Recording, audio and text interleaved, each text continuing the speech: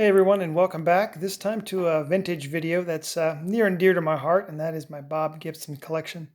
I'm going to go ahead and get it ready to be wrapped up and to be moved on to my next location here. And so I've got the cards kind of laid out according to year. Now these are all the ones that I don't have in a safe deposit box. Some of the more expensive ones I've already sent over to the bank because I just didn't feel comfortable having them in the house, and that's kind of the nature of what's happened to this hobby. I used to have all the cards with me at all the time, and just decided later in 2020 that it just wasn't the best thing to do. So I'll go ahead and show it here. Some of these are doubles, like this 1960. I've got it in a 7. That one's in the safe, and I was probably looking to sell this for $190. You'll see a couple cards that have prices. At one point, I was looking to move some of my doubles at an event, and no takers. 61 tops. I got a 62 in the safe, 63, and then you can go on. I've got the leaders and stuff below that, etc. And then some other cool 63 stuff like his post serial. This is his only post serial card that Bob Gibson had. And a nice 6.5. That's been a staple of my collection for a long time. It's like the Fleer. 64. 65, he's got a couple cards, leaders cards, World Series cards, etc. Here's a really cool 65 I wanted to put out, his bazooka. This is hand cut. In all, I've got 110 graded Bob Gibson pieces. Some of them are larger and not here. Some of them are, like I said, are in the safe somewhere else. Got his 66 tops and a 7. His leaders.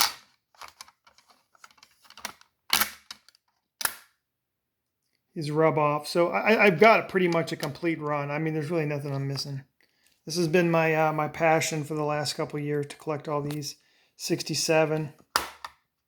Some of these old cases stick together. There's the leaders card. This one's a great one. It's got 4 Hall of Famers on there with Sandy Koufax, Juan Marichal, Bob Gibson, and Gaylord Perry.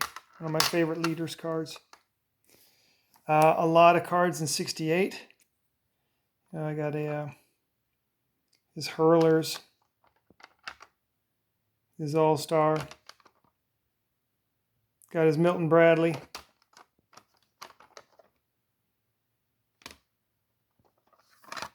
Oh, Peachy, that's a tough one in a 7. And on it goes.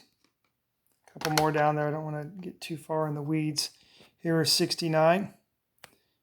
2 full large stacks of 69. I mean, in 69 he had an All-Star card. He had a World Series card. He had 3 League Leader cards. He had 2 checklist cards because there's 2 variations. One's Jim Purdon, one's John Purdon. And then other things as well. Lots of excess stuff too, like Transogram in 69. Nabisco TM Flakes. He had the Topps decal. Top stamp. He had a Decal Edge card, both Topps and O-Pee-Chee. He had these Major League photo stamps. He had the Globe imports. I mean, that's just, it just goes on and on. Let me stick those back. 70, a lot of the same. You got his base. He had 2 League Leader cards. This one's got 3 Hall of Famers on it. This one's got 2 Hall of Famers on it. And then I doubled it up with the O-Pee-Chee as well. And same with the League Leaders, all part of the O-Pee-Chee set. This is a cool piece, the Kellogg's, the first 3D imagery. I think it's kind of a revolutionary, just a beautiful card. One of the most beautiful Bob Gibson card out there. Very underappreciated. Just look at the beauty of that card. There's 2 variations of that. This is the more common by a long shot, in the 76 innings pitched in 1959. But then there's also one that does not have, it's blank, and I'll show you what it looks like on the back. See right there? Blank. That is a tough card. Tough. This one's got outstanding eye appeal. It's got like a crack in it. That's why it's a 5. But other than that, man, beautiful card.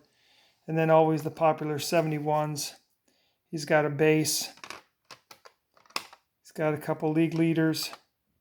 Got the O-Pee-Chee as well. Look at the O-Pee-Chee back. I'm a big fan of this. Kind of pops out at you. Just a cool card. as opposed to the regular 70 back, which is very dull and unassuming.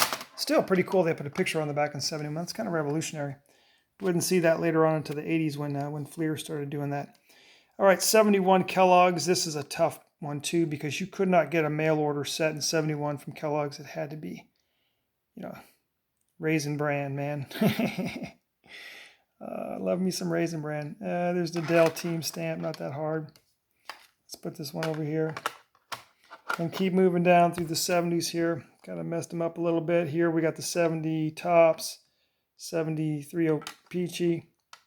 Oh, this is something that should go over here with this. This is the 73 Tops Candy Lid. I think this is the best one in existence. I don't know if there's any 7s. I think this is like maybe the only 6.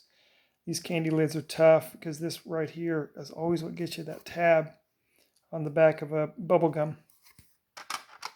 Somehow got these out of order. Here's a 72 Tops and a Peachy. What else we got? There's 2 Kellogg's in 72. Variations as well.